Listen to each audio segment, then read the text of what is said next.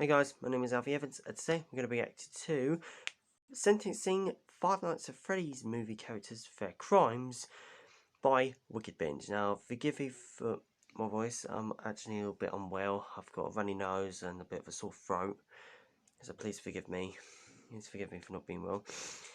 And I just want to let you guys know before I start the video, there are going to be some major spoilers, especially for the new Five Nights at Freddy's film. So you've been warned.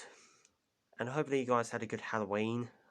I hope you guys had a lot of good pranks. Obviously got a lot of good sweets. But anyway, let's get into it. 3, 2, 1, play.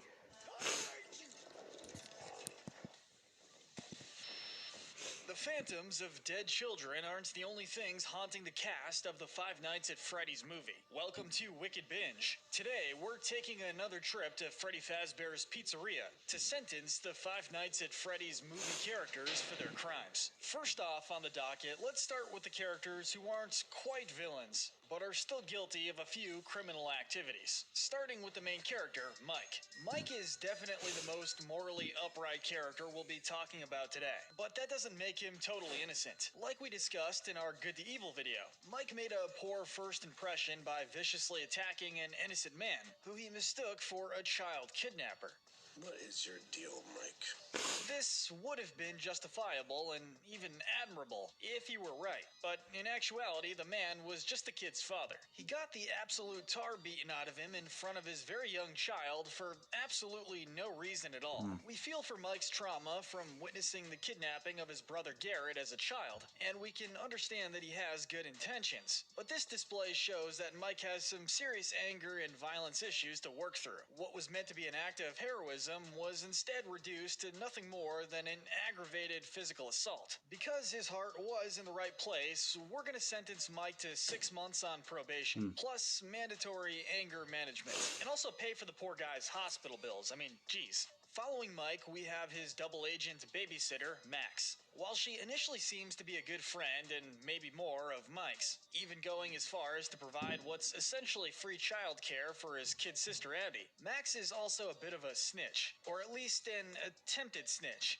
You were about to tell me what a miserable failure you are. Jane, who we'll get to later, pays Max and her brother Jeff, who we'll also get to later, to destroy Freddy Fazbear's Pizzeria, so that Mike will lose his job as a security guard. That's not even taking into account the attempt to drum up a child endangerment case against Mike, since while it's a very treacherous move for someone who's supposed to be his friend, isn't really worth mentioning compared to the other crimes we've got to go over. Anyone who saw the movie knows she got way more payback than she actually warranted, but if we were to put Max on trial, well, for one thing, we have to give her a charge of conspiring to destroy someone else's property. Jane may have been the mastermind behind the plan, but Max was, if nothing else, ultimately willing to go along with it. What's more, this was a conspiracy to get Mike fired, which could easily tack on some defamation. That being said, unlike mostly everyone else on this list, Max is generally an overall decent person. We can see that she has some standards given that she not only refuses Mike's attempt to pay her for babysitting, possibly due to guilt, but also hesitates to go through with Jane's scummy plan. It's not unreasonable to think that she can get her life back together. Still, it is clear that Max is more than willing to commit crimes for some money here and there. So we'll have to hit her where it hurts, her pocketbook. Our sentence for Max is a fine of $1,200, the exact amount she was expected to be paid by Jane, and 6 months of probation, and a mandatory apology to Mike. And since we're in the area, let's go ahead and talk about her brother, Jeff, and his gang. While Max manages to come off as more of an overall moral person despite her misdeeds, Jeff is a bit more black and white in terms of his evil. He's the leader of a small gang of delinquents, and his violent tendencies are shown off pretty quickly. His immediate suggestion to Jane as to how to make her legal battle with Mike easier is to just kill him. Tempting, but no. The fact that he was so quick to suggest that, and even more so being so completely nonchalant about it, indicates that him and his buddies have done some less than savory things. But innocent until proven guilty, sure. For starters, Jeff actually helped suggest the idea of destroying Freddy Fazbear's Pizzeria to discredit Mike's work as a security guard. That's conspiracy and maybe even slander right there. And given the nature of him and his gang, they already seem to have a bit of a record in their own right. You see anything valuable, grab it. we'll settle up after. They're simultaneously trying to discredit an innocent man, destroy someone else's property, and accept a bribe from Jane, all while having a presumably violent criminal record. Given all this, for the incidents we see in the movie, we sentence Jeff and his cohorts to 5 years in prison. But before we get to our next entry, today's video is sponsored by PIA VPN. If you're a fan of Wickedbinge, I'm sure you also watch a lot of cartoons and animated series on Netflix, Disney Plus, and all sorts of other streaming services. But a lot of times, your favorite content isn't available. But did you know that all of these streaming services have different libraries of available content based on the region of the world that you're currently in?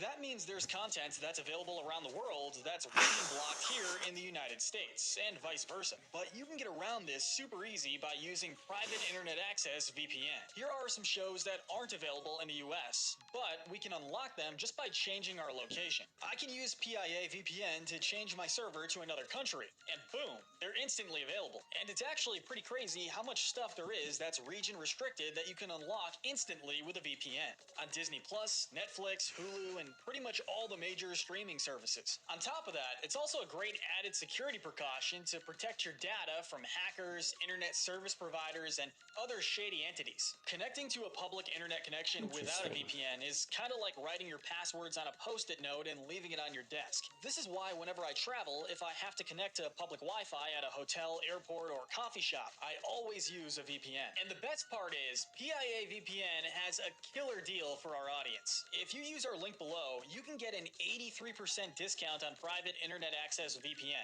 That's just $2.03 per month. And they'll even throw in an extra 4 months for free. Thank you to PIA VPN for sponsoring us today, helping us unlock more streaming content online and keeping our data safe. Now, let's get back to the video.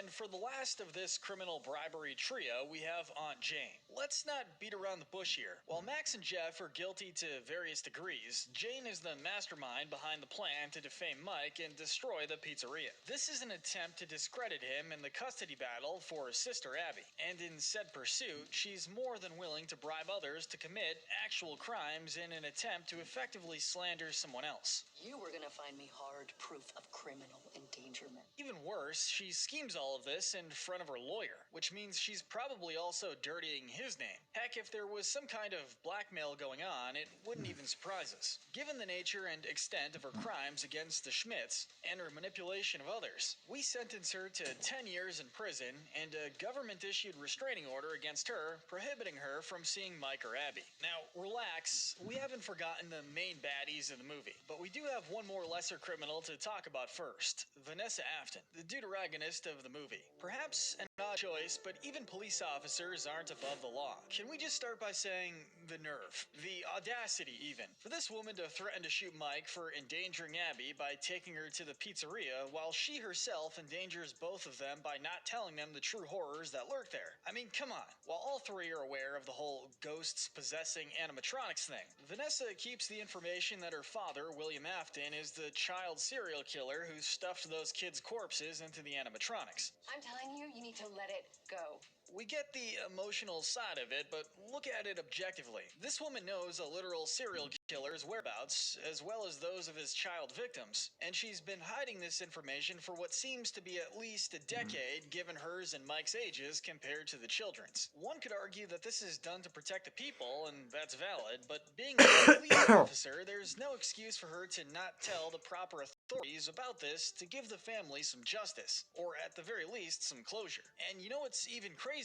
We totally glossed over her threatening to kill Mike. Sorry, to shoot Mike. But if you ever bring Abby back here again, I will shoot you. Still, she does actually save his and Abby's lives by taking her dad out, so we're gonna be somewhat merciful. If she gives the proper information to law enforcement, we'll sentence her to 3 years on probation. Now, it's finally time for the moment we've all been waiting for. Let's talk about Freddy Fazbear and company. Chica, Bonnie, Foxy, the cupcake that looks like Timmy Turner, all those guys. If you're a Five Nights at Freddy's fan, you probably know the drill with them already. They're possessed by the ghosts of the children William Afton killed in the 1980s. Following his commands, they've been killing whoever enters their midst for ages. Not out of malice, but out of either following their boss's commands or desperately wanting companionship. Freddy even shows capacity for manipulation in his attempt to get Mike to sacrifice Abby in exchange for getting Garrett back. We want Abby. So let's see. Mass murder, check. Psychological manipulation, check. With a list of crimes like that, naturally, we're gonna have to completely pardon them. No, we're not joking. They're literal ghosts. The only reason they hurt anyone was because of Afton hurting them, and then continuing to from beyond the grave. Look at the nasty things that you have become.